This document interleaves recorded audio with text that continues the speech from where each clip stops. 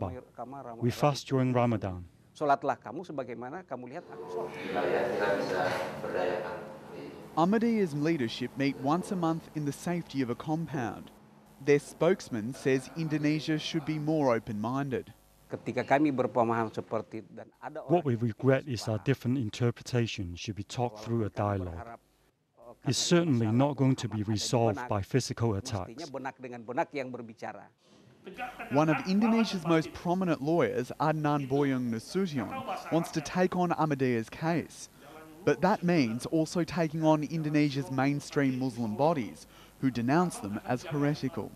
I doubt that they really dare to make a case against those people. I understand why, because they're afraid they became more angry, more aggressive, because they were bigger than Ahmadiyya. It's a very small group. Indonesia's constitution guarantees freedom of religion in a nation where more than 85% of the population are Muslim.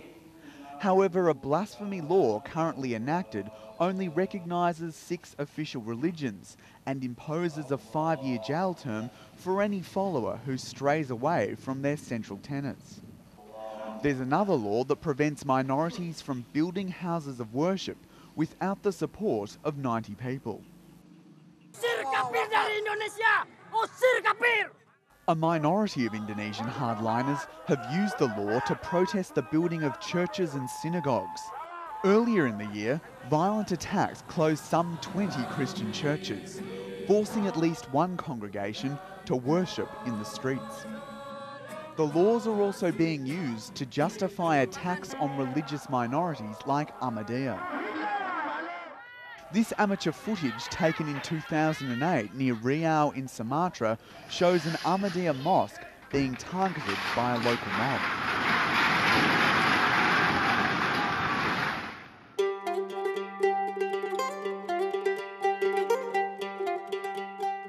High in West Java's hinterland, larger Ahmadiyya strongholds have also been under attack.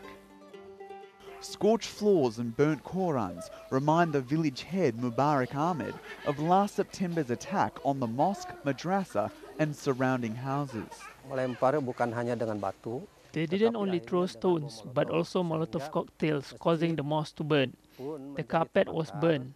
The young people tried to put out the fire and mistakenly thought to fight back.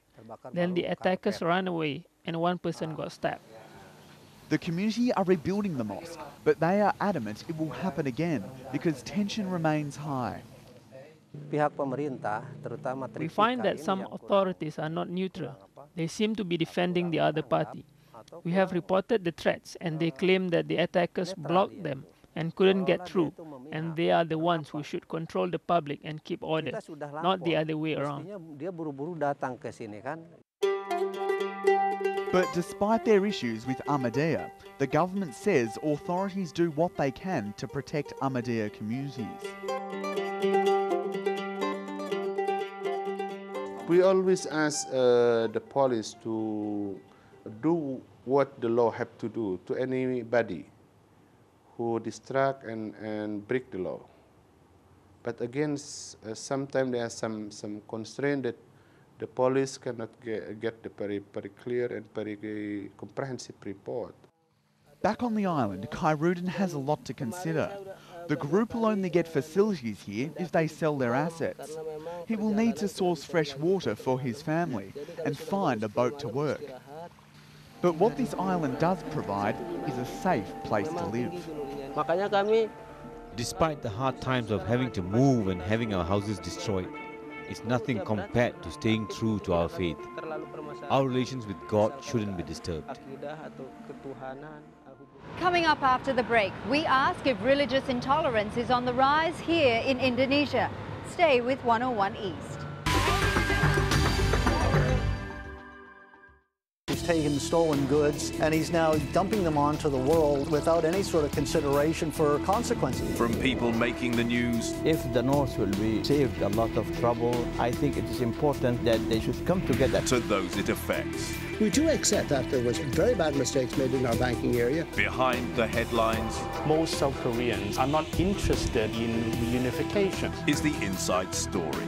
At this time on Al Jazeera.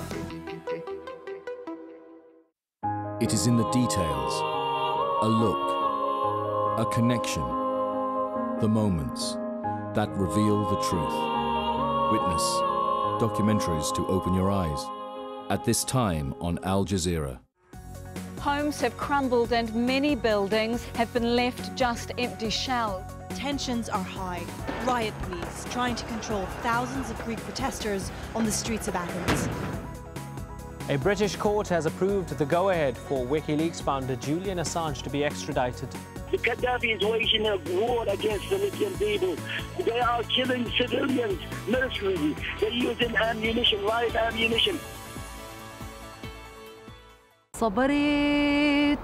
Rhythms of resistance. A part of the struggle and popular resistance is art. Through my art, I resist. Resistance is my art, and my art is my war. Musicians using music as a way to maintain their cultural identity. I believe that when I sing to the world, I portray Palestine through my voice, my singing, and my songs. Songs from the lost homeland. At this time on Al Jazeera.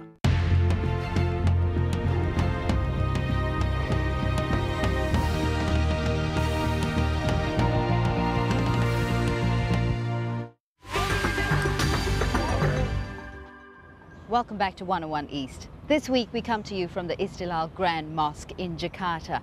After a recent spate of attacks against minority religious groups, we're asking if religious intolerance is on the rise here in Indonesia.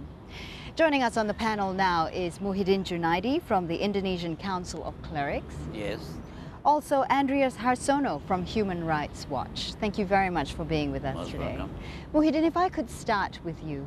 Indonesia has been held up as an example of a mainly or a majority Muslim nation that's moderate and embraces diversity and democracy. But does religious freedom actually exist here? Yes, definitely. Right from the time of Indonesian independence, our country has been enjoying religious freedom. As a matter of fact, though we represent majority, the Muslim, but we never claim that we are majority, and there is no state religion. We have got 6 recognized religion. It's quite different from Malaysia and United Kingdom, for example, where they adopt the system of state religion. This indicates that we enjoy full freedom in this country, and we also enjoy religious tolerance. What happened recently, it is indeed just misunderstanding. It has nothing to do with religious freedom in our country. Andreas, would you agree that it's merely a misunderstanding and nothing to do with religious intolerance in Indonesia? I have to admit that it is not. That by design, there are problems in this country. Let me give some figures. Over the last 6 years, since President Susilo Bambang Yudhoyono in power, there are more than 240 churches being closed down, and some were burned down using violence. And over the last 10 years,